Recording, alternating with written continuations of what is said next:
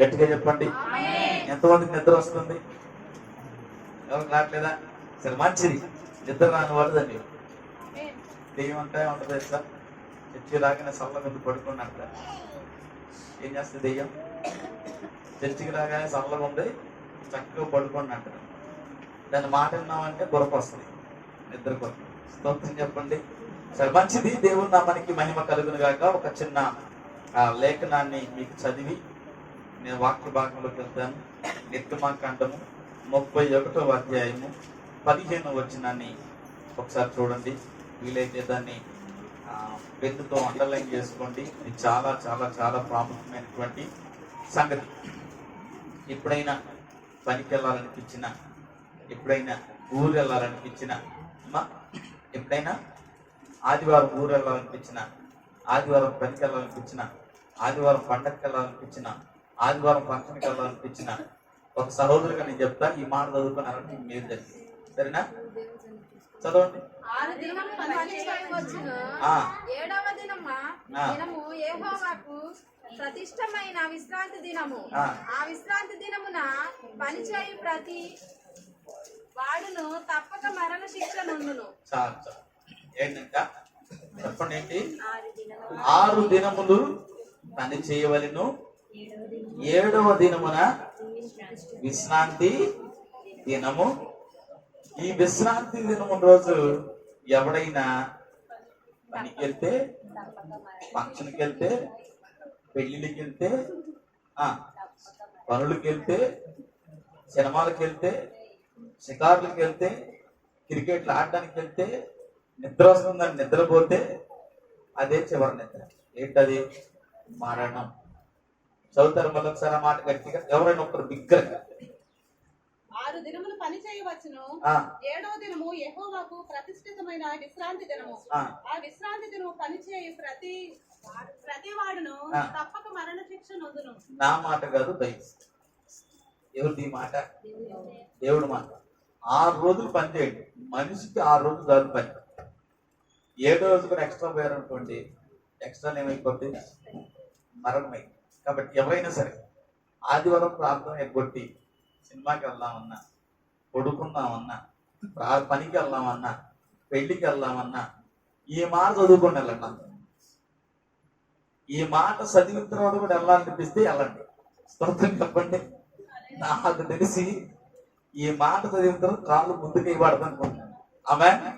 కాబట్టి ఎప్పుడు ఆదివారం ఏంటి, ఆదివారం ఏదైనా పెట్టుకోవాలనుకున్నప్పుడు ఈ మాట చదువుకొని వెళ్ళండి. ఆజ్ఞాతిక్రమే పాపానికి వచ్చి జీతం దేవుని వాక్యం. కాబట్టి జాగ్రత్తగా సిద్ధహస్తులు కలిగిన వారే ఆదివారాన్ని విశ్రాంతి దినంగా, పరిశుద్ధ దినంగా ఆరాధించాలి.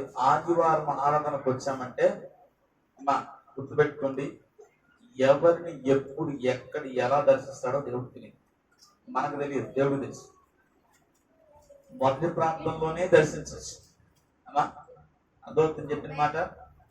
మొదటి ప్రాంతంలోనే దర్శించవచ్చు, పాటలు పాడుతున్నప్పుడు దర్శించవచ్చు, ఆరాధన జరుగుతున్నప్పుడు దర్శించవచ్చు, వాక్యము జరుగుతున్నప్పుడు దర్శించవచ్చు, లేదంటే ఆ వాక్యం అయిపోయిన తర్వాత పాట పాడేటప్పుడు దర్శించవచ్చు, ఆ లాస్ట్ లో చివరి ఆశీర్వాదం ఇచ్చినప్పుడు దర్శించవచ్చు, ఆశీర్వాదం అయిపోయిన తర్వాత వెళ్ళేటప్పుడు బొమ్మ దాటపోయేసరికి దర్శించవచ్చు. అందుకోసమే ప్రార్థన ప్రారంభం మొదలుకొని అంతం వరకు కనీసం మనం వచ్చి కూర్చున్నామంటే బయటికి కదలకూడదు. ఎంత అర్జెంట్ పని అయినా సరే దేవుని సన్నిధానంలో కూర్చోవలసిందే. దేవుని కృపను పొందుకోవాలనుకుంటే ప్రార్థన అయిపోయేంత వరకు, సేవకుడు గాడ్ బ్లెస్ అని చెప్పి సెలవిచ్చేంత వరకు ఇక్కడ నుంచి కదలడానికి వీలు లేదు. అప్పుడే దేవుని యొక్క కృపను పొందుకుంటాం, దేవుని యొక్క సన్నిధి అనుభవిస్తాం, దేవునిలో ఉన్నటువంటి మేలులను మనం తీసుకోగలం, దేవుల్లో ఉన్న జీవాన్ని మన ఇంటికి పట్టుకొని వెళ్ళగలం. ఆమేన్. కాబట్టి ప్రతి ఒక్కరు కూడా ప్రార్థన పూర్వకంగా ఉండండి, సిద్ధపడండి, దేవుని యొక్క మేలు అనుభవిస్తాం. ఆమేన్. సరే, మంచిది. చదవబడిన ఈ లేఖన భాగంలో నుంచి రోమిలికి రాసిన పత్రిక 8వ అధ్యాయము 29-30 వచనాల్లో దేవుని యొక్క మాటలు తెలియజేస్తుంది. పోయిన వారం కూడా దీని గురించి మనం మాట్లాడాం. అయితే ఈ రోజు కొన్ని సంగతులు మాట్లాడని ఆశపడుతూ ఉన్నాం. జాగ్రత్తగా గమనించండి. రోమిలికి రాసిన పత్రిక 8వ అధ్యాయము 29వ వచనం.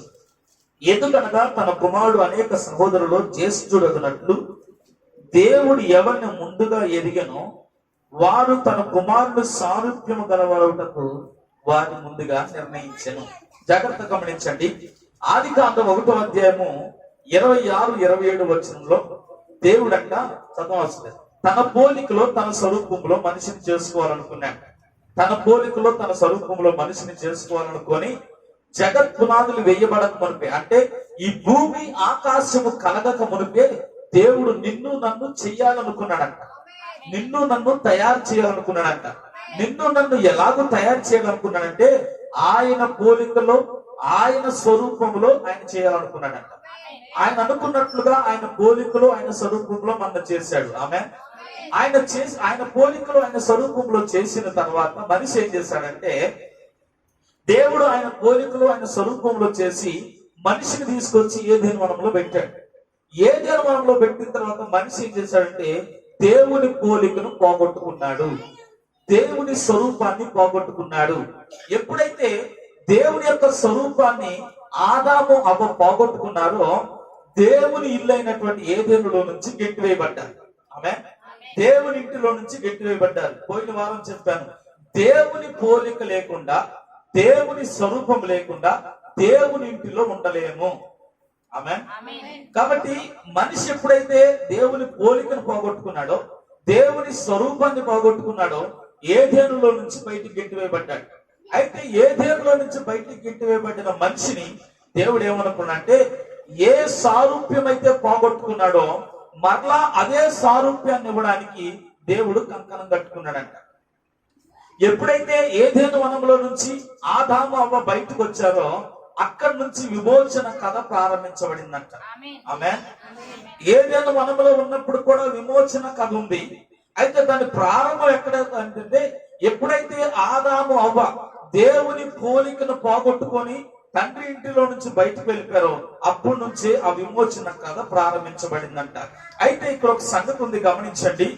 ఆదాము అవ్వ పాపము చేస్తారనే సంగతి దేవుడికి జగత్ పునాదులు వేయబడక మునిపే, దేవుడు మనిషిని తయారు చేయక మునిపే, దేవుడు మనిషి పాపం చేస్తాడనే సంగతి దేవుడికి తెలుసు.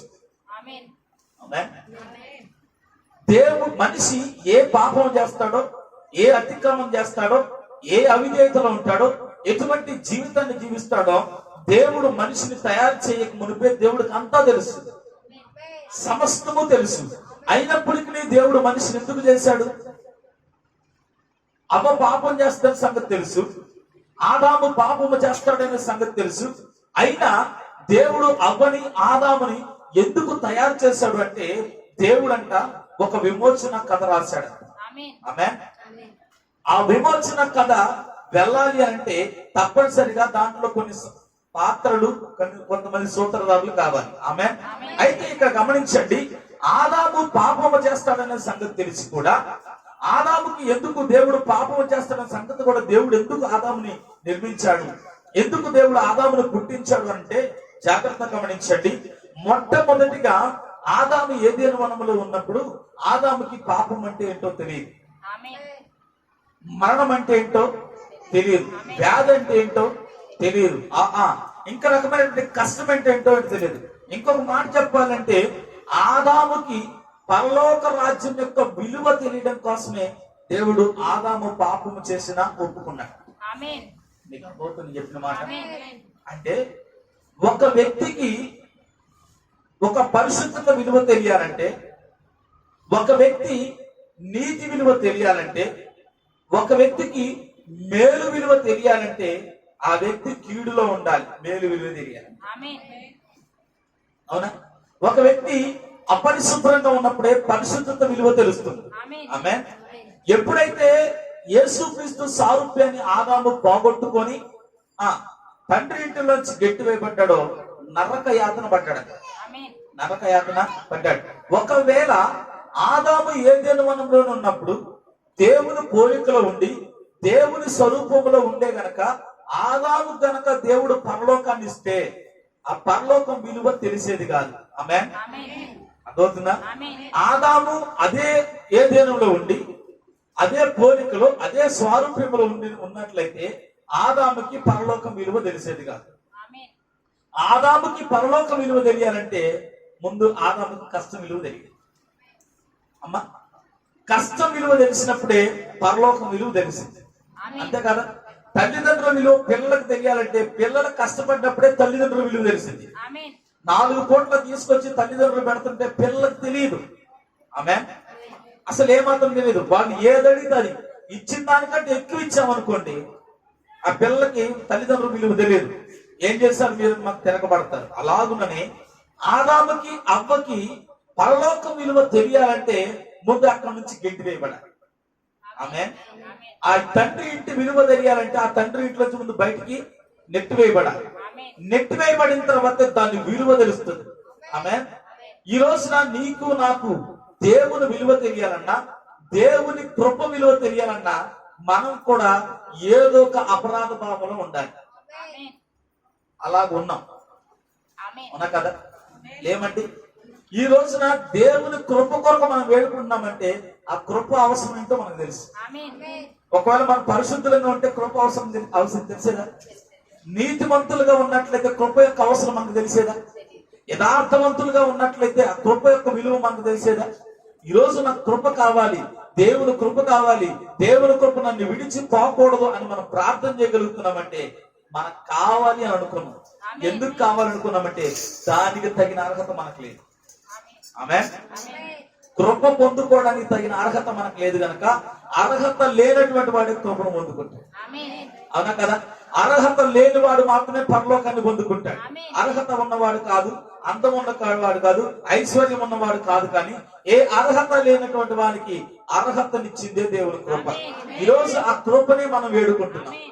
ఏమండి, కృప ఎవరికి అవసరం అంటే అవసరత కలిగిన వాడికి, అక్కర్లో ఉన్న వారికి, వ్యాధి బాధల్లో ఉన్న వారికి, కష్టాల్లో కొలిమిల్లో కొట్టుమిట్టులాడుతున్న వారికి, మరణపు కంచుల్లో ఉన్న వారికి కృప అవసరం. అని కృప ఎవరికి అవసరం? భయంకరమైనటువంటి వ్యాధుల చేత బాధపడుతున్న వారికి, ఇరుకుల చేత బాధపడుతున్న వారికి, కష్టాల కొలిమిలో కొట్టబడుతున్నటువంటి వారికి కృప అవసరం. వారు మాత్రమే కృపను వేడుకుంటున్నారు. అందుకోసమే సీమోని ఇంట భోజనం ఏర్పాటు చేసినప్పుడు, సీమోని ఇంట కృప అక్కడికి వచ్చినప్పుడు అక్కడ ఉన్న వారికి ఎవరికి కృప అవసరం లేదంట. అర్థమైందా?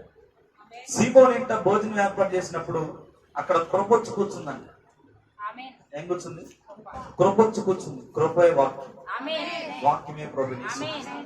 ఆ ప్రభునేసు క్రీస్తు ఆ విందు జరుగుతున్నటువంటి ప్రాంతానికి వచ్చి యేసు ప్రభు అక్కడ కూర్చున్నప్పుడు, కృప అక్కడికి వచ్చి కూర్చున్నప్పుడు అక్కడ ఉన్న వారికి ఏది కృప అవసరం లేదంట. కృప తప్ప మిగతా అన్ని వరకు అవసరంగా ఉన్నాయి. ఏంటా మిగతా అంటే? తినడం, తాగడం, బంధువులు, స్నేహితులు, వారితో కరచాలం, వారిని ముద్దు పెట్టుకోవడం, వారిని ముద్దు పెట్టుకోవడం, వాళ్ళని పలకరించడం, ఇవే వాళ్ళకి అవసరంగా ఉన్నాయి. ఇవే వాళ్ళకి అవసరంగా ఉన్నాయి. కానీ అక్కడ ఉన్నటువంటి కృపతో వారికి అవసరం లేదు. ఈరోజు మనకు కూడా ఏం అవసరం తెలుసా?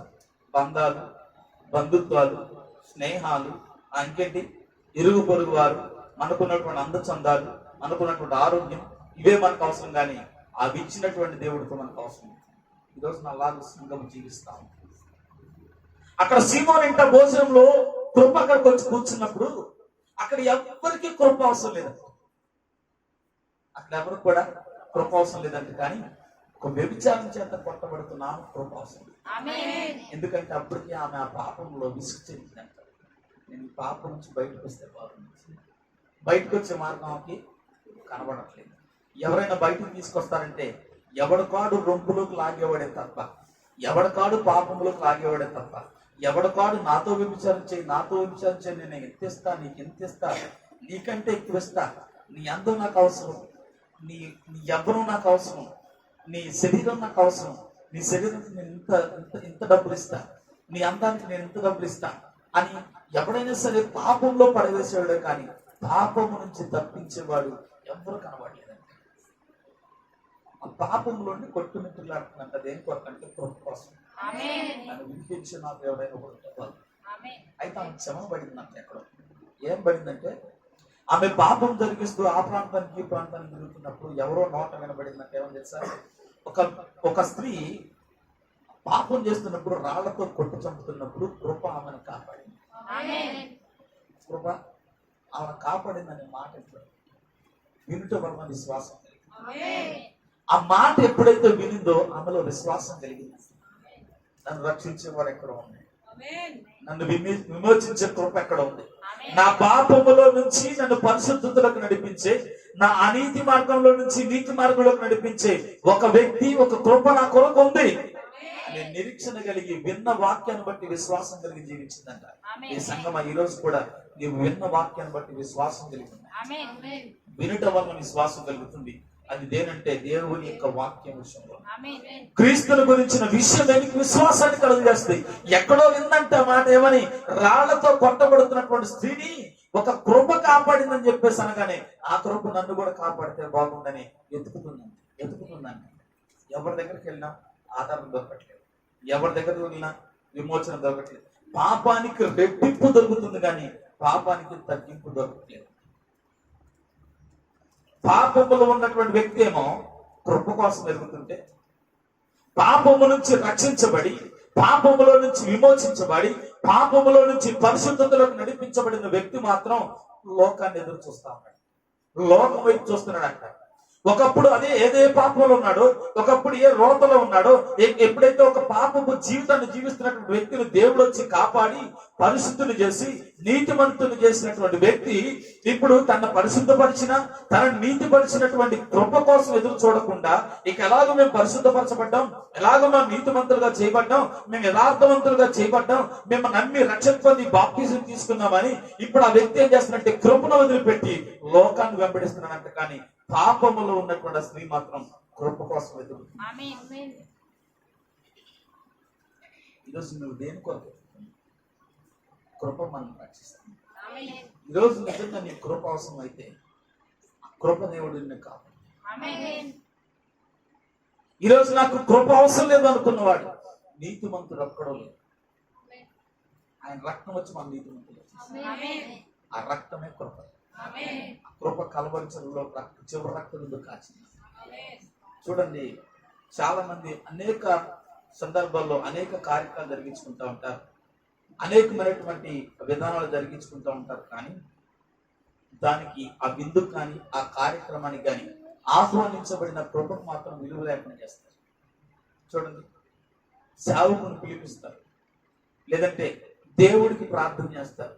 ఒక ఫంక్షన్ కంటే ముందు రోజు పెళ్లి అనుకోండి, ఒక రోజు ముందే ప్రార్థన పెట్టించుకుంటారు. ఒక రోజు ముందే ప్రార్థన పెట్టించుకున్న నీవు నెక్స్ట్ డే పెళ్లి రోజు ఆ కృపకు విలువేవు, ఆ సేవకు విలువేవు, లేదంటే ఆ వాక్యానికి విలువేవు, ఇంకా లోకం వైపు చూస్తాను. అటువంటి వారికి కృప అవసరం. వాడు విందు అయితే ఏర్పాటు చేసుకున్నాడు కానీ విందుకు ఆహ్వానించబడిన కృప అక్కడ కూర్చున్నప్పటికీ కృప వారికి అవసరం లేదంట. ఈరోజు దేవుని మందిరానికి మనం వచ్చాం, విందుకు మనం వచ్చాం.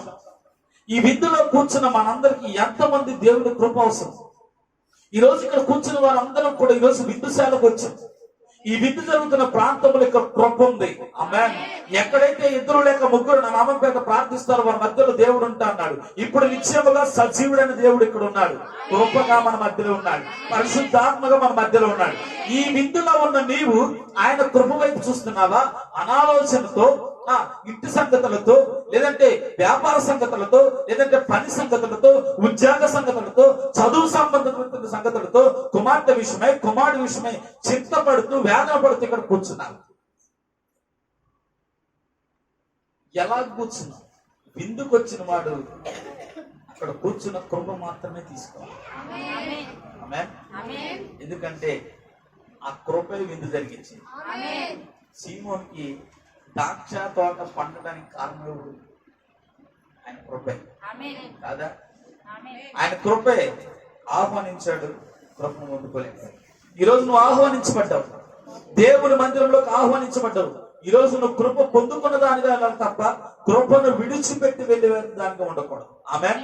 కాబట్టి జాగ్రత్తగా గమనించండి, కృప ఎవరికి అవసరం అంటే అవసరతలో ఉన్న వారికి మాత్రమే కృప అవసరం. ఈరోజు వాక్యం ఎవరికి అవసరం అంటే ఆ అవసరంలో ఉన్న వారికి అవసరం. సన్నిధి ఎవరికి అవసరం అంటే అవసరత కలిగిన వారికి అవసరం. ఈరోజు నాకు సన్నిధి అవసరం లేదు, ప్రార్థన అవసరం లేదు, వాక్యం అవసరం లేదు అనుకున్నవాడు ఇంకా వాడు లోకంలో జీవిస్తూ, లేదంటే నాకు నేను గొప్పవానిగా వాడొక సెల్ఫిష్ అన్నాడు. నాకు నేనుగా పరిశుద్ధుని, నాకు నేనుగా నీతిమంతుని, నాకు నేనుగా యథార్థవంతుని అనుకున్న వానికి మాత్రమే దేవుని సన్నిధి అవసరం లేదు, దేవుని కృప అవసరం లేదంట. ఆమేన్. కాబట్టి జాగ్రత్తగా గమనించండి, దేవుని కృప అక్కడ ఉందంటే ఆ కృప తప్ప వేరొకటి ఏది కూడా లేదు మనం రక్షించే. తిరుగుతుందంట కృప కోసం. చాలా మంది దేవుని కృపను పొందుకోవడానికి ఎన్నో ప్రయత్నాలు చేస్తూ ఉంటారు. చాలా మంది అనారోగ్యాలతో ఉన్నవారు, కష్టాలతో ఉన్నవారు, వేదనతో ఉన్నవారు, దుఃఖాలతో ఉన్నవారు, దేవుడు మమ్మల్ని స్వస్థపరిస్తే బాగుంది, ఎక్కడన్నా స్వస్థత దొరికితే వెళ్దాం పరిగెడతా ఉంటారంటే కానీ స్వస్థత ఇచ్చేవాడు, ఆరోగ్యాన్ని ఇచ్చేవాడు, క్షేమాన్ని ఇచ్చేవాడు మన మధ్యలో ఉంటే మనకు దాని విలువ తెలియదు. చూడండి, బయట ఎంతమంది స్వస్థత కొరకు ప్రార్థన చేసుకున్నారు తెలుసా? ఎంతమంది ఎక్కడెక్కడ ప్రాంతాల నుంచి విజయవాడ ప్రాంతానికి వస్తున్నారు తెలుసా? స్వస్థత చేయించుకోండి, మాకు స్వస్థత కావాలి, మాకు విడుదల కావాలి. ఏ పాస్టర్ గారు ప్రార్థన చేస్తే స్వస్థత వచ్చింది, ఏ పాస్టర్ గారు ప్రార్థన చేస్తే విడుదల వస్తుందని చిన్న చిన్న పల్లెటూరు నుంచి, విలేజ్ చిన్న చిన్న గ్రామాల నుంచి వేలకు వేల రూపాయలు ఛార్జీలు పెట్టుకొని ఈ విజయవాడ ప్రాంతానికి వచ్చి అనేక మంది స్వస్థ ప్రార్థన చేయించుకుంటా ఉన్నారు. అయితే ఇక్కడే ఉన్న మనం, చూస్తున్న మనం, అనుభవిస్తున్న మనం మాత్రం కృపతో పని లేనట్లుగానే జీవిస్తాం. సీమోను ఇంట భోజనం జరుగుతున్నప్పుడు అక్కడ ఉన్నవారు, అక్కడ స్థానికంగా ఉన్నవారికి అని అవసరం లేదు, ఎక్కడో పాపం చేత పట్టబడుతున్నాం ఎత్తుకుంటూ వస్తున్నారు. అసలు ఒక మాట చెప్పాలంటే ఆమె కృప ఎత్తుకోవడం కాదు, కానీ ఆమె కోసం ఆయన ఎత్తుకుంటూ అక్కడికి వచ్చాడు. ఈరోజు మనం ఎత్తుకున్నాం కాదు, మన ఎత్తుకుంటే కృప వచ్చింది. యోగ్యత లేదని, అర్హత లేదని, మనం తండ్రి సారూప్యాన్ని పోగొట్టుకున్నామని, మరలా అదే రూపం, మరలా అదే ఆ పోలిక మనకి ఇవ్వాలని, మనం ఏ పోలిక అయితే పోగొట్టుకున్నామో, ఏ దైవత్వాన్ని అయితే పోగొట్టుకున్నామో, ఏ గుణలక్షణాలను అయితే పోగొట్టుకున్నామో, మరలా అదే గుణలక్షణాలను ఇవ్వడానికి, అదే రూపాన్ని మనకి ఇవ్వడానికి రూపం మనం ఎత్తుకుంటూ వచ్చింది. ఎత్తుకుంటూ వచ్చినప్పుడు ఎన్ని కష్టపడింది, నిన్ను నన్ను ఎత్తుకుంటూ వచ్చినప్పుడు ఎన్ని కష్టపడేది. ఇటు వడ్రంగుడు కొడుకు అన్న, మాలామాదికి దేవుడు అన్న, ఇంగ్లీషులు దేవుడు అన్న, ఇంకా రకరకాలుగా వీడు దెయ్యాలకు అధిపతి అన్నారు, ఉమ్ము వేశారు, గుద్దారు. కనీసం అందరికంటే తక్కువ జీతం కలిగిన వాడు కూడా యేసయ్య పాదాలు కడగడానికి ఇష్టపడింది. అంతగా అవమానించబడింది, అంతగా దిగజార్చుకుంది, అంతగా తనను తాను తగ్గించుకునేందుకు తెలుసా? నా కోసం చెప్పగలిగిన మాట, నా కోసం అని మాట చెప్పగలము. ఆయన అంతగా అవమానించబడింది, అంతగా నిందించబడింది, అంతగా కొరడా దెబ్బలతో కొట్టబడింది, అంతగా ఆ భయంకరమైనటువంటి శోధన అనుభవించింది. ఎవరి కోసం అంటే నీ కోసం. కృప ఎత్తుకుంటూ వచ్చింది. వాస్తవం జరగాలంటే అక్కడ విందు జరుగుతున్న ప్రాంతంలో అప్పటికే యేసు ప్రభువుకు అవమానం జరుగుతుంది. అప్పటికే ఆ విందుశాలలో యేసు ప్రభువుకు అవమానం జరుగుతుంది. ఎవరు పట్టించుకోవట్లా, ఎవరు కాళ్ళకు నీళ్ళు ఇవ్వలా, ఎవరు అత్తరు పూయలా, ఎవరు టవలివ్వలా, ఎవరు ముద్దు పెట్టుకోలా. అయినా ఆయన బాధపడలేదు. కానీ ఆయన కావాల్సింది అదిగా, అత్తరు పూయటమో, ముద్దు పెట్టుకోవడమో, టవలు ఇవ్వటమో, దొంగ కౌగిలించుకోవడం కాదు. కానీ ఆమె కౌగిలించుకునే ఆమె కావుంది, కుమారుని ముద్దు పెట్టుకునే కావుంది. ఇస్కరియోతు యోధులాగా దొంగ ముద్దులు పెట్టేది కాదు, కానీ నిజమైనటువంటి ముద్దు హృదయాంతరంగంలో నుంచి తన పాపం నుంచి విరక్తి చెంది, తన పాపంలో నుంచి బయటకు వచ్చే మార్గాన్ని వెతుకుతూ, నాకు ఈ పాపం ఇష్టపడట్లేదు, నాకు ఈ పాస్టర్, నాకు ఈ యొక్క అలవాట్లు వద్దు, నాకు ఈ వ్యసనాలు వద్దు, అబ్బాయి నాకు ఈ అలవాట్ల నుంచి వ్యసనాల నుంచి నన్ను విడిపించేవాడు. అసలు తన పాపంలో నుంచి తన విరక్తి పొందిందంట. ఆ విరక్తిలో నుంచి, ఆ వ్యాధుల్లో నుంచి, ఆ కష్టంలో నుంచి, ఆ బాధల్లో నుంచి వచ్చేటువంటి ముద్దు ఆయనకు కావాలి. దానికోసం బైబిల్ చెప్తుంది, కుమారుని ముద్దు పెట్టుకోండి, లేని ఎడల అతని కోపము.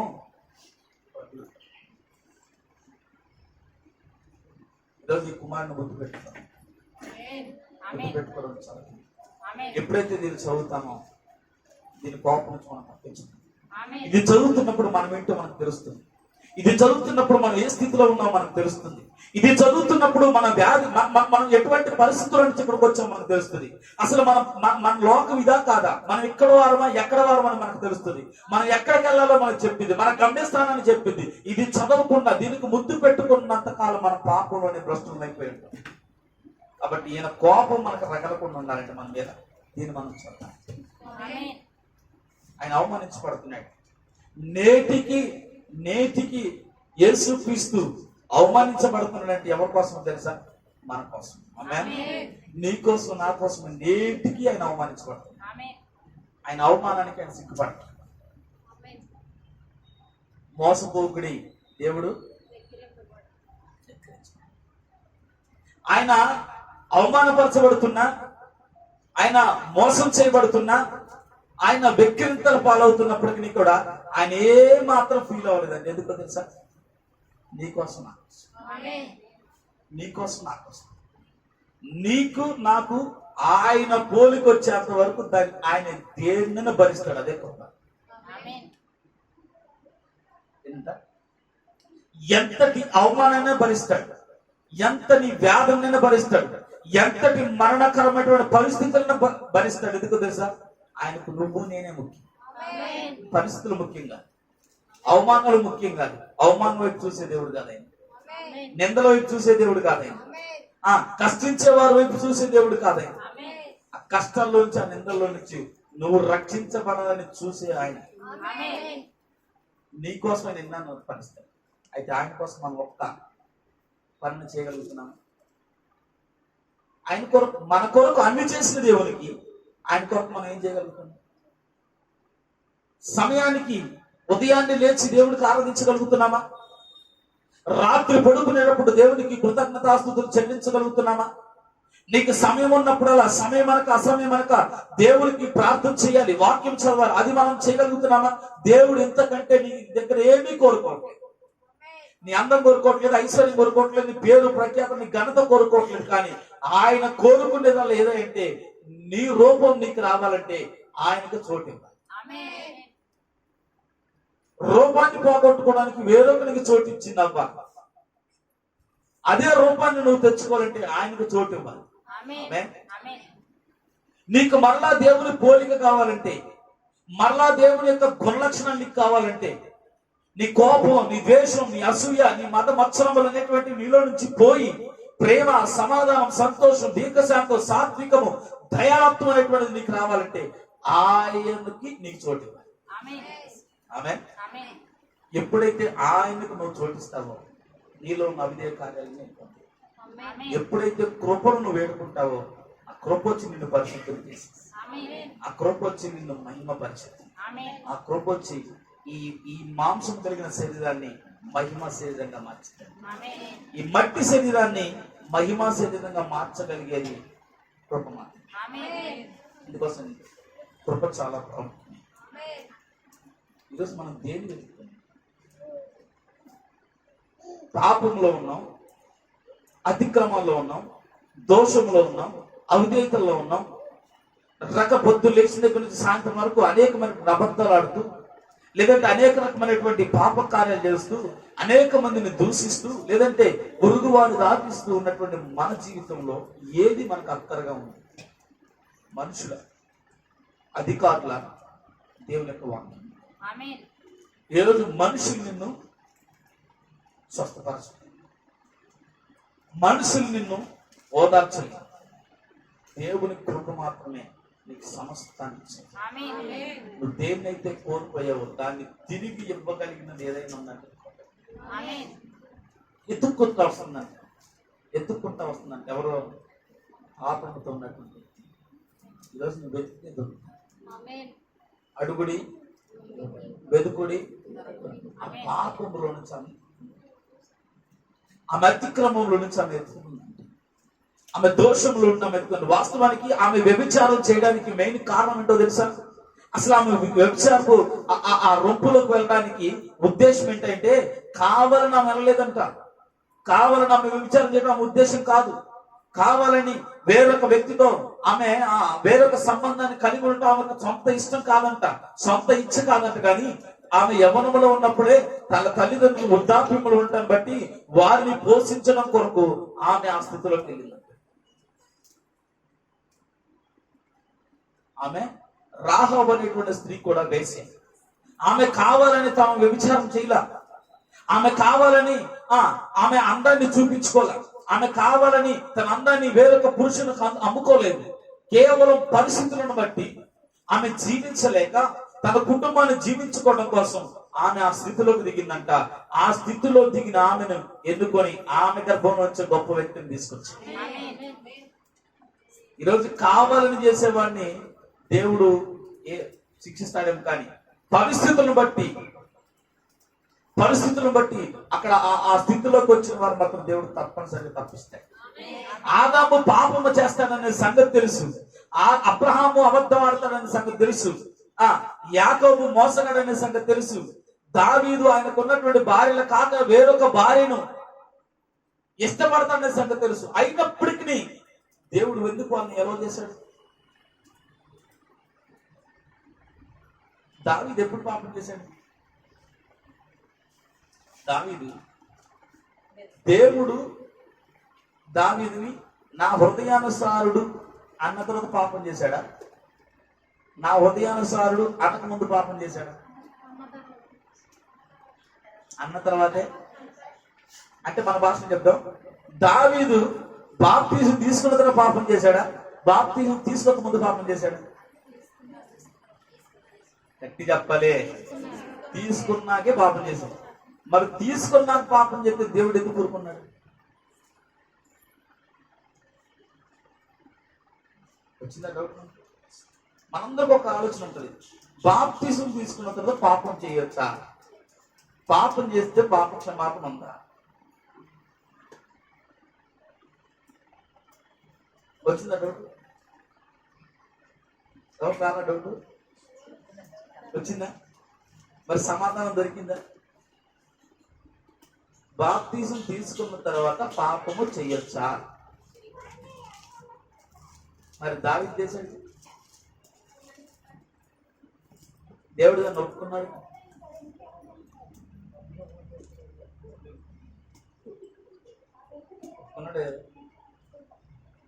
చెప్పండి అమ్మా, ఒప్పుకున్నాడా లేదా? మరి ఎందుకు ఒప్పుకున్నాడు దేవుడు? అబ్రహాము విశ్వాసులకు తండ్రి. ఆమేన్. అబ్రహాము విశ్వాసులకు తండ్రి. అబ్రహాము ఎంత విశ్వాసాన్ని చూపించాడంటే ఆయన చూపించిన విశ్వాసం ఎవరు కూడా చూపించలేదంట. అంత గొప్ప విశ్వాసాన్ని చూపించాడు. అంత గొప్ప విశ్వాసాన్ని చూపించినటువంటి ఎవరంట? అబ్రహాము. ఒక దగ్గర అవిశ్వాసి. ఎక్కడ చెప్పండి? తన భార్యను చెల్లెని చెప్పేసి. ఏ భార్యని చెప్పేసి చంపుతారా? తన భార్యను చంపితే దేవుడు ఊరుకుంటాడా? ఇన్ని విషయాల్లో కాపాడిన దేవుడు తన కుమారుని చంపడానికి తీసుకెళ్ళినప్పుడు ఆ మోరియా పర్వతం పైన ఆయన కంటే ముందుగా గొర్రె పిల్లని ఇచ్చినటువంటి దేవుడు తన భార్యని కాపాడ్డా? తన భార్యని కాపాడగలగా? మరి తన భార్యని భార్య అని చెప్పుకోవచ్చుగా, ఎందుకు చెల్లి అని చెప్పాడు? అబ్రహాము విశ్వాసులకు తండ్రి అయినప్పటికీ అబ్రహాము విశ్వాసం నుంచి అవిశ్వాసి అయ్యాడు. అందుకోసమే అబ్రహాము పరిపూర్ణుడు అవ్వలేదు. అర్థమవుతుందా? అబ్రహాము పరిపూర్ణుడు అవ్వలేదు. ఇస్సాకు ప్రేమ. మరి ఇస్సాకు పరిపూర్ణుడు అయ్యాడా? ఇస్సాకు కూడా పరిపూర్ణ అవ్వలేదు. ఎందుకు విశ్వాసం పరిపూర్ణ అంటే నానేది చేశాడు, కొడుకు అది చేశాడు. ఇస్సాకు కూడా తన భార్యని చెల్లి అని చెప్తున్నాడు. ఇస్సాకు కూడా తన భార్యని చెల్లి అని చెప్తున్నాడు. దాన్ని బట్టి ఇస్సాకు కూడా పరిపూర్ణుడు. యాకోబు పరిపూర్ణుడు అయ్యాడా? యాకోబు అంటే అమ్మా అబద్ధికుడు. అసలు యాకోబు అంటే విశ్వాసం, ప్రేమ, నిరీక్షణ. యాకోబు అని. మరి ఈ నిరీక్షణ కూడా పరిపూర్ణమైందా అంటే అవ్వలేదు. ఎందుకంటే మోసపుచ్చాడు. అయినప్పటికీ దేవుడు ఎందుకు కాపాడు? ఈరోజు నీవు నేను నీతిమంతులమా? జాగ్రత్తగా గమనించండి. నమ్మి రక్షణ పొంది బాప్తిసం తీసుకున్న తర్వాత నీవు నేను నీతి క్రియలు జరిగిస్తున్నామా? పరిశుద్ధమైన క్రియలు జరిగిస్తున్నామా? నిందారహితంగా ఉన్నామా? పాపము లేనటువంటి వారిగా ఉన్నామా? అయినను బ్రతుకున్నాం అంటే కారణం ఏంటి? గుర్తుపెట్టుకోండి, దేవుడు జగత్ పునాదులు వేయబడక మునుపు ఎవరినైతే ఎన్నుకున్నాడో, బాగా అర్థం చేసుకోండి మాట. దీన్ని తప్పుగా అర్థం చేసుకుంటే ఇంకెక్కువ పాపాన్ని చేస్తాను, సరిగ్గా అర్థం చేసుకుంటే పాపాన్ని ఇక్కడ కొని ఆపేస్తాను.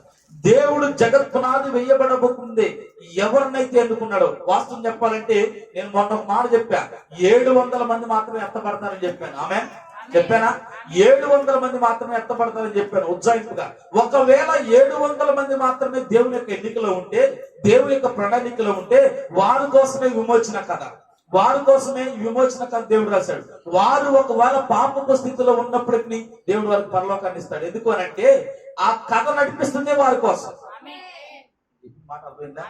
ఎవరినైతే దేవుడు జగత్ పునాదులు వెయ్యబడక ముందైతే ఎన్నుకున్నాడో వారు పాపపు స్థితిలో ఉన్నప్పటికీ దేవుడు ఏం చేస్తాడు, వారిని తప్పిస్తాడు. ఇంకో మాట చెప్తాను, బాగా హార్డ్ గా ఉంటుంది, బాగా అర్థం చేసుకోండి. దీన్ని తప్పుగా అర్థం చేసుకుంటే దేవుడు మీకు శిక్షించినట్టే.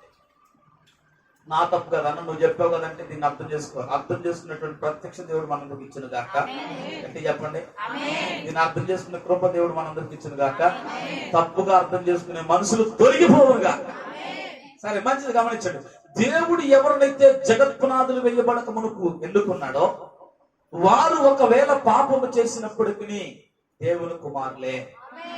ఆదాము అవ్వ పాపము చేసినప్పటికీ దేవుని కుమారులే. ఆమేన్. కాబట్టి వారు దేవుని కుమారులే కనుక దేవుడు వారిని త్రోసివేయడు. ఆమె చెప్తారా? దేవుడు వారిని త్రోసివేయడు, వారు దేవుని కుమారులే కనుక. అయితే జాగ్రత్త గమనించండి, దావీదు పాపము చేసినప్పటికీ దావీదు దేవుని కుమారుడే కనుక దావీదుకు పరలోకం ఉంది. ఎందుకంటే దేవుడు జగత్ పునాదులు వెయ్యబడక మునిపే దావీదును ఎన్నుకున్నాడు. అయితే జాగ్రత్త గమనించండి, అతను పరలోకం నుంచి గెంటివేయడు, కానీ ఆయన చేసిన పాపం బట్టి భూమి మీద కఠినంగా శిక్షిస్తాడు. ఎవరిని అంటే దేవుని కుమారుని. బాగా గుర్తు పెట్టుకోండి, రాసుకొని కావాలంటే ఈ మాట.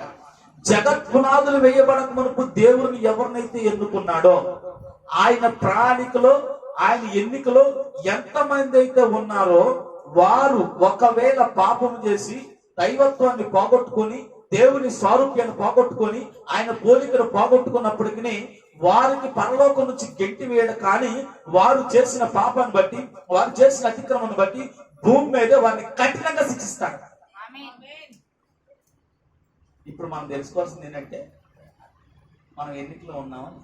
స్తోత్రం చెప్పండి. ప్రార్థనకు వచ్చే ప్రతి ఒక్కళ్ళు దేవుని ఎన్నికలో ఉన్నట్టుగా. ఆమె చెప్పండి. జగత్ పునాదులు వెయ్యబడక మునిపే గొర్రె పిల్ల జీవ గ్రంథంలో ఎవరి పేరైతే లిఖించబడుతుందో వాడు మాత్రమే పరలోకానికి వెళ్తాడు.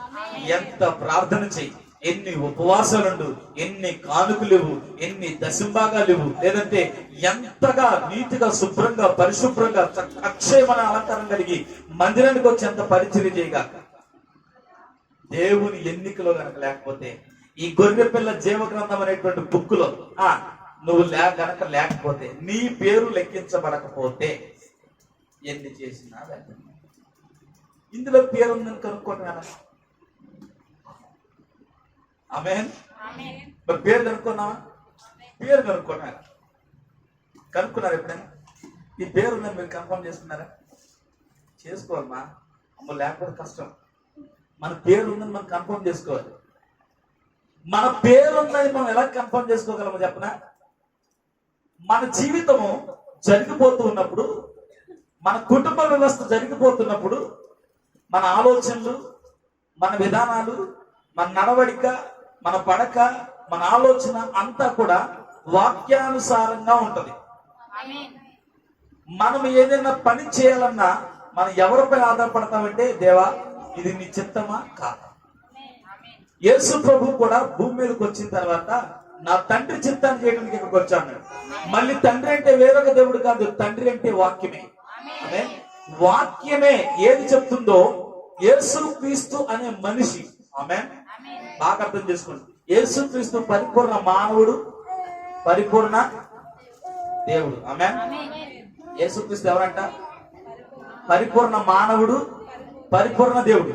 ఇప్పుడు పరిపూర్ణ మానవుడిగా ఉన్నటువంటి వ్యక్తి అంటే కన్యమరి గర్భంలో చేసినటువంటి యేసు ప్రభు అంటున్నాడంట, నా తండ్రి చిత్తము చేయడానికి నేను వచ్చాను. నా అంతటి నేను రాలేదు, కానీ నా తండ్రి పంపిస్తే నేను వచ్చాను. ఆయన చేయమన్నదే నేను చేస్తాను. నా పరలోకపు తండ్రి, నీవు నాకు ఇచ్చినటువంటి ఈ అధికారాన్ని బట్టి నేను రోగిని స్వస్థపరుస్తాను అన్నాడు. ప్రతి విషయంలో దేవుడు ఏమన్నాడంటే నా తండ్రి చిత్తం చేయడానికి వచ్చానన్నాడు. నా తండ్రి యందు విశ్వాసం ఉంచిన వాడు నా యందు విశ్వాసం ఉంచుతా అన్నాడు. అంటే దాని అర్థం ఏంటయ్యా అంటే తండ్రి ఒక దేవుడు, కుమారుడు ఒక దేవుడు, పరిశుద్ధాత్మ ఒక దేవుడు కాదు, కానీ తండ్రి అనగా వాక్యం. ఇప్పుడు మరియ గర్భంలోంచి వచ్చినటువంటి మనిషి కుమారుడు అంటే ఒక మట్టి, ఒక శరీరం. ఇప్పుడు ఏనేం చేశాడంటే వాక్యాన్ని నెరవేర్చుకుంటూ వెళ్ళిపోయాడు. తండ్రి చెప్తే చేస్తాను, తండ్రి వెళ్ళమంటే వెళ్తాను, తండ్రి మాట్లాడమంటే మాట్లాడతాను. ఇగో నన్ను ఇది చేయమన్నాడు కనుక ఇది చేస్తాను. నేను చేసే కార్యాలు నేను చేసే కాదు, కానీ నా తండ్రి నాకు చేయమని. నేను చెప్పే మాటలు నా నుంచి కాదు కానీ ఆయన నుంచి వచ్చినాయి. నా మాటలు ఆత్మయు జీవమునై ఉన్నాయని దేవుని యొక్క వాక్యం జరుగుతుంది. అందుకోసమనే మాటలుగా ఈ లోకంకి వచ్చిన తర్వాత యేసుక్రీస్తు చెప్తున్న ప్రతి ఒక్క మాట ఏంటంటే నా తండ్రి చిత్తం చేస్తున్నా, నా తండ్రి ఆలోచన చేస్తున్నా, నా తండ్రి ఏం చేయమంటే చేస్తున్నా అని. తండ్రి తండ్రి అంటే వాక్యం చెప్తే చేస్తున్నా. వాక్యం ఎక్కడికి వెళ్ళమన్నాడు చేస్తా, వెళ్ళా. ఇది చేయమన్నాడు చేస్తున్నా. ఎప్పుడైతే యేసుక్రీస్తు అనే మనిషి వాక్యాన్ని చేసుకుంటూ నా తండ్రి చిత్తం చేస్తూ, నా తండ్రి చిత్తం చేస్తున్నని తండ్రి తండ్రి అని ఎప్పుడైతే వాక్యానుసారంగా చేస్తూ చేస్తూ చేస్తూ వెళ్ళిపోయాడో ఆ యోర్దాను దగ్గరికి వెళ్ళేసరికి, యోర్దాను దగ్గరికి వెళ్ళేసరికి వాక్యము చేసుకుంటూ వాక్యాన్ని నెరవేర్చుకుంటూ వెళ్ళినటువంటి ఆ మనిషి ఎప్పుడంటే వాక్యంగా మారాడు. మనిషిగా ఉన్నటువంటి యేసుక్రీస్తు ఏమైపోయాడంటే తన తండ్రి చిత్తాన్ని వాక్యాన్ని జరిగించుకుంటూ నా అంతటి నేను ఏది చేయను, నా తండ్రి చెప్తే చేస్తా, నా అంతటి నాకు చేయడానికి అధికారం నా తండ్రి నాకు అధికారం ఇచ్చాడు అని. ఎప్పుడైతే తండ్రి తండ్రి అని వాక్యం చెప్పిందే నేను చేస్తున్నా, వాక్యం చెప్పిందే నేను చేస్తాను, చేసుకుంటూ వాక్యాన్ని చేసుకుంటూ నెరవేర్చుకుంటూ వెళ్ళిపోతున్నప్పుడు పూర్తిగా వాక్యంగా మారాడు. ఎప్పుడైతే యేసుక్రీస్తు అనే మనిషి పూర్తిగా వాక్యంగా మారాడో అప్పుడు పరలోకం నుంచి ఒక శబ్దం కనపడింది. ఏమంటే తెలుసా? ఇదిగో నా ప్రియ కుమారుడు, ఈయన యందు నేను ఆనందిస్తున్నా. ఎప్పుడైతే ఒక మనిషి పూర్తిగా వాక్యంగా మారాడో యేసుక్రీస్తు అంటున్న మాటంట ఇదిగో నా కుమారుడు, ఈయన యందు నేను ఆనందిస్తున్నాను. ఈ రోజు నీ పేరు గొర్రెపిల్ల జీవగ్రంథంలో ఉందని మాట నీకు తెలియాలంటే ఆయన నీ ద్వారా ఒక మాట అలా నీకొచ్చి ఇదిగో నాకు ప్రియ కుమార్తె, ఇదిగో నాకు ప్రియ కుమారుడు, ఈయన యందు నేను ఆనందిస్తున్నటువంటి మాట నీకు వినబడాలి అంటే నువ్వు ప్రతిదీ వాక్యం మీద ఆధారపడాలి. ఆమె వాక్యాన్ని నువ్వు బయటకు వెళ్తున్న వాక్యమే, లోనున్న వాక్యమే, కూర్చున్న వాక్యమే, తింటున్న వాక్యమే, పరిగెడుతున్న వాక్యమే, ప్రయాణం చేస్తున్న వాక్యమే. ఎప్పుడైతే నా తండ్రి నా వాక్యం సంఘం వాక్యం చెప్పినట్లే చేస్తాను, వాక్యం ఏదైతే చేస్తానో నేను అదే చేస్తాను. ఎప్పుడైతే నువ్వు వాక్యంలో పరిపూర్ణ అవుతావో గొర్రెపిల్ల జీవగ్రంథంలో నీ పేరు ఉందనే సంగతి. ఎప్పుడైతే వాక్యాన్ని నీ జీవితంలో నెరవేర్చడానికి ఇష్టపడ్డావో, ఒక మాట ఇంకా క్లియర్ గా చెప్పాలంటే బాగా అర్థం చేసుకోండి. ఎప్పుడైతే ఈ వర్తమానాన్ని అంగీకరించి, ఈ చివరి కాల వర్తమానాన్ని అంగీకరించి, అందరు దీన్ని అర్థం చేస్తారు. ఈ చివరి కాల వర్తమానం అందరికి అర్థం అవుతుంది. ఎప్పుడైతే ఈ వర్తమానాన్ని అంగీకరించి నువ్వు యేసుక్రీస్తు నామంలో బాప్తిసం తీసుకుంటావో దేవుడి ఎన్నికలో ఉన్నట్టే. చెప్పిన మాట అర్థమైందా? ఎప్పుడైతే ఈ వర్తమానాన్ని అంగీకరిస్తావో నువ్వు దేవుడి ఎన్నికలో ఉన్నట్టే. అర్థమైందా? దేవుడి ఎన్నికలో ఉన్న ప్రతి ఒక్కళ్ళు పరలోకానికి వెళ్తారా? బాగా అర్థం చేసుకోండి. దేవుడి ఎన్నికలో ఉన్న ప్రతి ఒక్కళ్ళు వెళ్తారా? అయితే బాగా అర్థం చేసుకోండి. బుద్ధి గల కన్నికలు, బుద్ధి లేని కన్నికలు ఇదెవరు? వర్తమాన విశ్వాసులే, అవునా? అయితే కొంతమందిలో నూనె ఉంది, కొంతమందిలో నూనె. ఇద్దరు ఎన్నిక చేయబడిన వారే, ఇద్దరు కన్నికలే, కానీ దేవుని కృపను పొందుకుంది. అయితే ఎందుకు ఈ మాట చెప్పానంటే ఎప్పుడైతే ఈ వర్తమానం అంగీకరించి ప్రభు యేసుక్రీస్తు నామములో బాప్తిసం తీసుకుంటావు నువ్వు ఎన్నికలో ఉన్నట్లే. ఎన్నికలో ఉన్న నీకు కొన్ని పరీక్షలు పెడతారు దేవుడు. ఆమేన్. ఎన్నికలో ఉన్న నీకు కొన్ని పరీక్షలు పెడతాడు. ఆ పరీక్షల్లో కనుక నువ్వు నెగ్గితే దేవుడు ఏం చేస్తాడు చూడండి అన్నమాట. చూడండి 29. దేవుడు ఎవరిని ముందుగా ఎరిగినో వారిని తన కుమారుని స్వరూపము గలవారగుటకు వారిని ముందుగా నిర్ణయించను. మరి ఎవరిని ముందుగా నిర్ణయించనో వారిని పిలిచను, ఎవరిని పిలిచనో వారిని నీతిమంతులుగా తీర్చను, ఎవరిని నీతిమంతుగా తీర్చనో వారిని మహిమపరచను. జాగ్రత్తగా గమనించండి. దేవుడు ఎన్నిక అంటే మొట్టమొదటి ఈ వర్తమానంలో నిన్ను పిలవడం, ఈ వర్తమానాన్ని అంగీకరించేటట్లు చేయడం. ఎప్పుడైతే దేవుడు నిన్ను పిలిచాడో దేవుడు ఏం చేస్తాడంటే నిన్ను నీతిమంతులుగా చేస్తాడు. నీతిమంతులుగా చేసేది వాక్యమే. నీతిమంతులుగా చేసేది వాక్యమే. ఎవరైతే యేసుక్రీస్తు రక్తాన్ని నమ్మి, యేసుక్రీస్తు రక్తమే నా పాపాన్ని కడిగేదని నమ్మి, ఆ రక్తాన్ని ఏ వ్యక్తి అయితే తన నుదుటి మీద రాసుకుంటాడో ఆ వ్యక్తి నీతిమంతులుగా తెచ్చుకుంటాడు. ఎందుకంటే వాక్యమే చెప్తుంది నీతిమంతులు లేడు, కానీ యేసుక్రీస్తు రక్తం వచ్చి మనం నీతిమంతులుగా చేసింది. ఇప్పుడు ఆ రక్తాన్ని నమ్మటం నీతి.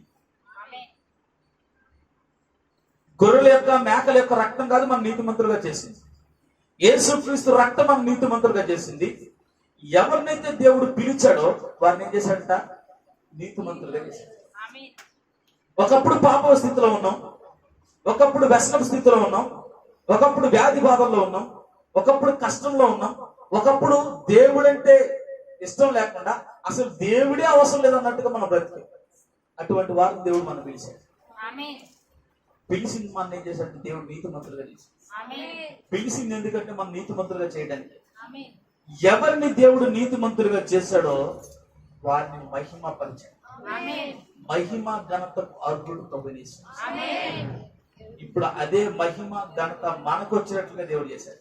అంటే కారణం ఏంటంటే ఈ మట్టి శరీరాన్ని మహిమగా మార్చాడు. దేవుడు ఎవరినైతే పిలిచాడో వారు నీతిమంతులుగా చేశాడు. ఎవరు నీతిమంతులుగా ఉన్నారో వారు మహిమగా మార్చబడతారు. ఈ వర్తమానాన్ని అంగీకరించిన ప్రతి ఒక్కరు మహిమ శరీరంగా మార్చబడతారంటే కాదండి.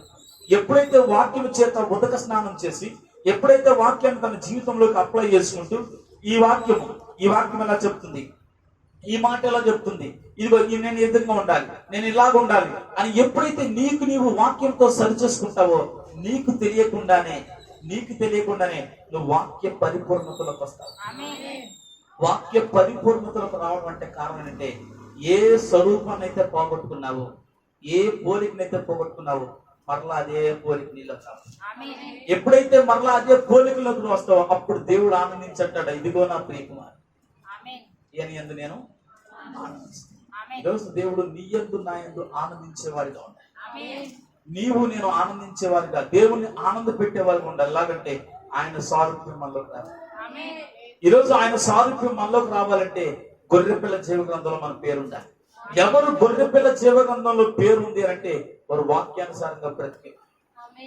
వాక్యం ఏది చెప్తే అంటే ఒక మాట చెప్పాలంటే మూఢభక్తి అంటారు సార్, ఇది ముందురా, వీడు మూర్ఖుడు అంటారు సార్, అది వాక్యం ఉండాలి. లోకానుసారంగా వీడు మూర్ఖుడు ఏం చెప్పినా నమ్మడం అంటారు సార్, అట్లా కాదు. వీడు మూర్ఖుడు వాక్యాన్ని దాటిపోడు. అక్కడ ఒక వింతలు ఇద్దరు బాబు వాక్యం దాటి వెళ్తారు. వీడు పిచ్చోడు, మంచిదే. ఈ నింద అవమానం మంచిదే.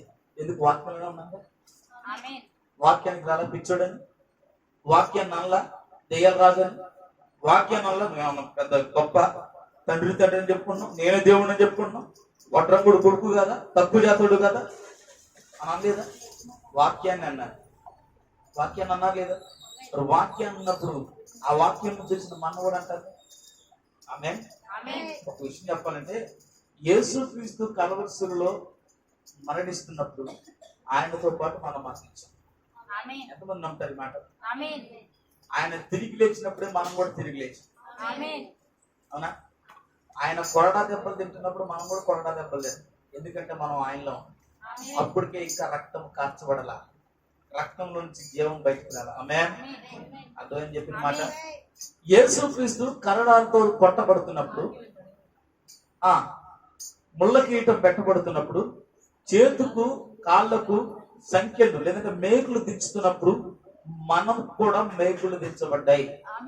మనకు కూడా ముళ్ళ కిరీటం కొట్టబడింది. మనం ఒకటి తక్కువ 39-40 కొరడా దెబ్బలు తిన్నాం. అమ్మరా? ఎందుకంటే ఆయనలో మనం ఉన్నాం. ఎప్పుడైతే మనం ఆయనతో పాలుభాగమై, ఆయనతో మన శ్రమ ఉంది, ఆయనతో మనం చనిపోయి ఆయనతో తిరిగి లేచామో అప్పుడే మనం వధువుగా బయటకు వచ్చాం. అందుకోసం వాక్యం ఏం చెప్తుందంటే వధువు శ్రమలు గుండా వెళ్ళాలి, సంఘము శ్రమలు గుండా వెళ్తుంది. ఎందుకంటే ఆల్రెడీ వధువు ఎలా బయటకు వచ్చిందంటే శ్రమల్లో నుంచే బయటకు వచ్చింది. యేసుక్రీస్తు కలవరిశిలువలో పొందినటువంటి శ్రమల నుంచి వధువు బయటకు వచ్చింది. ఆమేన్. అర్థమవుతుందా? నువ్వు నేను ఎలా వచ్చావో తెలుసా? యేసుక్రీస్తు కలవరిశిలువలో నరక యాతన పడుతూ అవమానించబడుతూ గుద్దబడుతూ ఆ సంఖ్యలతో కొరడాలతో కొట్టబడుతూ ముళ్ళ కిరీటం కట్టబడి ఆ కాళ్ళకు చేతులకు మేకులు గుచ్చబడిన తర్వాత ఎవడో ఒకడు వచ్చి బల్లెం పొడితో డొక్కలో పొడిచినప్పుడు రక్తము నీరు దానిలో నుంచి జీవం బయటకు వచ్చిందంట. ఆ జీవం అప్పటి వరకు ఎక్కడ ఉందంటే యేసుక్రీస్తులోనే ఉంది. ఆ జీవం నీవై ఉన్నావు, ఆ జీవం నేనై ఉన్నాం, ఆ జీవం మనందరం అయి ఉన్నాం. ఇప్పుడు యేసుక్రీస్తు కలవలసిన డొక్కలో బల్లెం పొడి వచ్చినప్పుడు రక్తము నీరు జీవము, ఆ జీవమే నీవు. ఇప్పుడు నువ్వు ఎలాగొచ్చావంటే ఆయన కలవలసిలో పొందినటువంటి మరణ యాత్రలో నుంచి బయటకు వచ్చావు, నరకంలో నుంచి బయటకు వచ్చావు, లేదంటే ఆ భయంకరమైనటువంటి శ్రమల నుంచి నువ్వు బయటకు వచ్చావు కనుక మరలా నువ్వు శ్రమలు గుండా వెళ్ళావు. ఒకసారి శ్రమలు ఉంటే బయటకు వచ్చావు, మరలా నిన్ను శ్రమలు ఉంటే వెళ్ళని దేవుడు ఏకంగా పల్లకి స్తోత్రం చెప్పండి. పల్లకి మీద మోసేవాళ్ళు నలుగురు ఉన్నారు. స్తోత్రం చెప్పండి. ఇప్పుడు మన పల్లకి మీద వెళ్ళేవాళ్ళు శ్రమలు కొండ వెళ్ళేవాళ్ళం కాదు. స్తోత్రం చెప్పండి. దేవుని నామానికి మహిమ కలుగును గాక. ఎవరు అంటే దేవుని సారూప్యం. ఎప్పుడైతే నీకు దేవుని సారూప్యం వస్తుందో పల్లకి కూర్చొని ఏం చేయాలి? ఇప్పుడు మనం ఆది కాండంలో దేవుడు ఆశీర్వదించినట్లుగా మీరు ఫలించి అభివృద్ధి పొంది నిండించి లోపరుచుకుని దీన్ని లోపరుచుకుని అధికారం చెలాయించండి. సృష్టి యావత్తు మిగులు ఆశతో ఎదురుస్తుందంటే ఎవరి కోసం? దేవుని కుమారుల కోసం. ఎవరా దేవుని కుమారులు? ఆయన రక్తం చేత కడగబడింది. జగత్ పునాదులు వేయబడక ముందు ఆయన పోలికలో ఉన్నవాడు, ఆయన ఎన్నికలో ఉన్నవాడు, ఆయన రూపాన్ని పోగొట్టుకొని మరలా రూపాన్ని పొందుకున్నవాడు. కాబట్టి ఆయన రూపాన్ని మనం పొందుకోవాలంటే నిత్యము ఆయన సన్నిధిలో ఉండాలి. దావీదు చేసినట్లుగా నిత్యము దేవాలయాలు ఆయన ధ్యానించే వారికి ఆయన తప్ప వేరొక దిక్కు మనకు ఉండకూడదు, ఆయన తప్ప వేరొక ఆలోచన మనకు ఉండదు. ఏది నీ నోట పలికినా ఆయన మాటే పలకాలి. నీ మాట జీవమై ఉండాలి, నీ మాట ఆత్మై ఉండాలి. ఆత్మ ద్వారా నీ మాట పలికితే అది జీవముగా అక్కడ ఫలభరితలోకి వస్తుంది. కాబట్టి నువ్వు ఆత్మగా మారాలన్నా జీవముగా మారాలన్నా ఆయన సన్నిధిలో గడపాలి. ఆయన సన్నిధిలో ఉన్నటువంటి ఆనందాన్ని మనం అనుభవించాలి. అదవుతుందా? దావీదు పాపము చేసిన, ఆదామవ్వలు పాపము చేసిన దేవుడు ఎందుకు వారిని అంగీకరించాడు? ఈరోజు నీవు నేను పాపము చేస్తున్నప్పటికీ దేవుడు ఎందుకు అంగీకరిస్తున్నాడంటే అదంతా కూడా ముందు నిర్ణయం మీద ఆధారపడుతుంది. అర్థమైందా? ఈ విమోచన కథ ఈ నేను వాక్యం చెప్తున్నప్పుడు ఈ మాట అయితే ఎందుకు ఎంతమంది ఎందుకు దేవుడి ఎన్నికలో ఉన్న వాళ్ళు ఆ 700 మందిని ఆ భూమి మీద తీసుకురావచ్చుగా. కానీ 700 మంది ఎత్తపడతామని చెప్పాం కదా, ఆ 700 మంది భూమి మీద ఉండొచ్చు. ఎందుకు ఎంతమంది ఎంత గోలంటే మాట చెప్తాను. సినిమా ఉంది, హీరో హీరోయిన్ వీళ్ళ ముగ్గురు సినిమా మెయిన్ ఇక చివరికి ఇదే కాదు. హీరో వచ్చి వీళ్ళని కొట్టాలి, వీళ్ళని ఓడిపోవాలి, హీరో వచ్చి హీరోయిన్ పెళ్లి చేసుకోవాలి. ఇప్పుడు వీళ్ళని అప్పవాలి, హీరోయిన్ మనం, హీరో ఆయన, ఆయన వచ్చి వీళ్ళని కొడతాడు, హీరోయిన్ చేసుకుని వెళ్తాడు. అయిపోయింది కదా. ఎందుకు ఇది క్యారెక్టర్? ఆమెన్. సినిమాలు ఎందుకని క్యారెక్టర్ అంటే ఆ క్యారెక్టర్ ఉంటేనే కథనట. ఆ క్యారెక్టర్ ఉంటేనే హీరోయిన్కి హీరో విలువ తెలియాలంటే ఈ సైడ్ క్యారెక్టర్. అర్థమైంది చెప్పింది. హీరోయిన్కి హీరో విలువ తెలియాలంటే సైడ్ క్యారెక్టర్లు కావాలి. కావాలవద్దా? ఈ రోజు మన హీరో విలువ మనకు తెలియాలంటే సైడ్ క్యారెక్టర్లు కావాలి. ఆడ సైడ్ క్యారెక్టర్ నీ స్నేహితుడే. స్నేహితుడైనో ముఖ్య స్నేహితుడైనో కౌకిట్లో పడుకుందని కూడా నమ్మొద్దు అన్నాడు. ఏంటంట? నా స్నేహితుడు అండి అన్ని చెప్తాం, ఆడే ఏది మేమే కూర్చుంటాం. చెప్పండి. ఇప్పుడు అది క్యారెక్టర్. ఇప్పుడు ఆ క్యారెక్టర్ ఉంది కాబట్టి అసలు స్నేహితుడు విలువ తెలిసింది. ఆమె ఆయన నిజమైన స్నేహితుడు. దుర్దశలటువంటి వాడు సహోదరుడిగా ఉంటాడు. ఆ స్నేహితుడు విలువ తెలియాలంటే నీ పక్కన ఒక స్నేహితుడి క్యారెక్టర్ ఉండాలి. అదైందా? ఆ భర్త విలువ తెలియాలంటే నీ పక్కన ఒక భర్త ఉండాలి. ఆమె భార్య విలువ తెలియాలంటే నీ పక్కన ఒక భార్య ఉండాలి. లేకపోతే కథనాడు. స్తోత్రం చెప్పండి. అవునా కదా? ఎందుకు ఇన్ని పాత్రలు అంటే ఆయన ఎన్నుకున్నటువంటి ప్రజల్ని శుద్ధ సువార్తంగా మార్చాలి. పరలోకం విలువ తెలియదు. విలువ లేనోడికి ఏది ఇచ్చినా విలువ తక్కువ. ఆమె చెప్తా. విలువ లేనోడు తీసుకొచ్చాడు కూర్చోబెట్టామనుకోండి, దీని విలువ తెలిసిందా? మందిర విలువ తెలుస్తుందా? విలువ లేనుడికి వచ్చి పాట పాడరంటే ఒకటికలుగా పాడతారు తప్ప పాట విలువ తెలుస్తుందా? స్తోత్రం చెప్పండి. ఎంత అద్భుతమైన పాట అయినప్పుడు నాతో నీవు నీతో నేను ఎంత చక్కగా పాడతాను. విలువ లేనివాడికి వచ్చి ఇక్కడ పాడరంటే నాతో నీవు నేతో నేను అని మనమైతే యేసుక్రీస్తుని ఉద్దేశించి పడతాం. వాడైతే ఇక్కడ ఉన్న అమ్మాయిలో ఒక అమ్మాయిని ఉద్దేశించి పడతాం. స్తోత్రం చెప్పండి. అమ్మ నేను ఆ బాబు ఒకప్పుడు అమ్మాయిని చెప్పడానికి చర్చకెళ్ళేవాడిని. స్తోత్రం చెప్పండి. దేవుని నామమున మహిమ కలుగును గాక. అంటే విలువ లేనటువంటి వ్యక్తిని విలువ కలిగిన ప్రదేశంలో కూర్చోబెట్టాలన్నా, విలువ కలిగినది ఏది ఇవ్వాలన్నా కానీ విలువ లేని వ్యక్తికి ఆ విలువ తెలియదు. అబ్రహాముకి పిల్లలు ఇవ్వడానికి ఆ కారణం ఏంటంటే, ఆలస్యంగా ఇవ్వడానికి కారణం ఏంటంటే, అవసరమైనప్పుడు కనుక అబ్రహాముకి తన కుమారుని ఇస్తే, అద్వైతం చెప్పిన మాట ఆమేన్. అవసరమైనప్పుడు కనుక అబ్రహాముకి తన కుమారుని ఇస్తే ఆయన అవసరానికి తగ్గట్టుగా కుమారుని పెంచుతాడు. లేదంటే ఇచ్చినమ్మని ఇచ్చాడు అనుకోండి, అవసరం లేనట్టుగా లోకానుసారంగా పెంచేవాడేమో. ఆమె చెప్పండి. అందుకోసమే అబ్రహాముకు అవసరం కలిగినప్పుడే దేవుడు తన కుమారుని ఇచ్చినప్పుడు, అవసరతలో నాకు ఈ కుమారుని దేవుడు ఇచ్చాడు కనుక ఈ కుమారుని దేవుడికి ఇష్టడుగా పెంచాలని దేవుడు విలువ తెలిసేట్లుగా కుమారుని పెంచాడు. అందుకోసమే తండ్రి చంపడానికి తీసుకెళ్తున్న నోరు కూడా తెరవలేదు. ఈరోజు మన పిల్లలు బయలుదేరిన రకరకాల ఎక్కడికి అని అనుకుంటూ వస్తారా? పోతుందా? స్తోత్రం చెప్పండి. కానీ అబ్రహాము కుమారుడు అయితే అలా అడగలేదు. ఆమేన్. అందుకోసమే అవసరం కలిగిన వానికి ఏది ఇచ్చినా అవసరం విలువ తెలుస్తుంది. ఈరోజు దేవుడు నీకు నాకు పరలోకం ఇవ్వాలి అంటే ఈ భూమి మీద పాపం యొక్క విలువ మనకు తెలియదు. పాపం ఏంటో మనకు తెలియాలి. ఈ పాపంలో ఎంత కష్టం ఉంటుందో, ఎంత రోగం ఉంటుందో, ఎంత బాధ ఉంటుందో, ఎంత అవమానం ఉంటుందో, ఎంత దుఃఖం ఉంటుందో, ఎంత వ్యాధులు ఉంటుందో, ఎంత కరువులు ఉంటాయో, ఎంత ఎంత వ్యాధులు ఉంటుందో మనకు తెలిసినప్పుడే పరలోకం విలువ తెలిసింది. అక్కడ రోగం ఉండదు, అక్కడ బాధ ఉండదు, అక్కడ దుఃఖం ఉండదు, అక్కడ గొడవలే ఉండవు. అది తెలియాలంటే ఇక్కడ గొడవలు పడి పడి పడి చిక్కుపోయి ఆమె చెప్పండి. భార్య భర్తలు తన్నుకొని కొట్టుకొని చచ్చిపోయి ఉండాలి. అక్కడ భార్య భర్తలు విలువ తెలియాలి. అమ్మా ఆమేన్. అర్థమవుతుందా? ఇక్కడ బాగా నలగొట్టబడి ఇసుకుపోయి ఉండాలా, అప్పుడే దాని విలువ తెలుస్తుంది. అర్థమవుతుందా? అందుకోసమే దేవుడు ఆదాము ఒక పాపం చేస్తానని సంగతి తెలుసుకోడు భూమి మీద. ఈరోజు నీవు నేను పాపం చేస్తామని దేవుడు తెలుసు. ఈరోజు నీవు నేను నీతిగా బతకమని దేవుడు తెలుసు. అయినా ఆయన వర్తమానం మనం పంపాడు. ఆమేన్. ఆయన కృపా వర్తమానం పంపాడు. ఈ కృపా వర్తమానాన్ని పంపి ఆయనే దీన్ని మనం అంగీకరించినట్టు చేశాడు.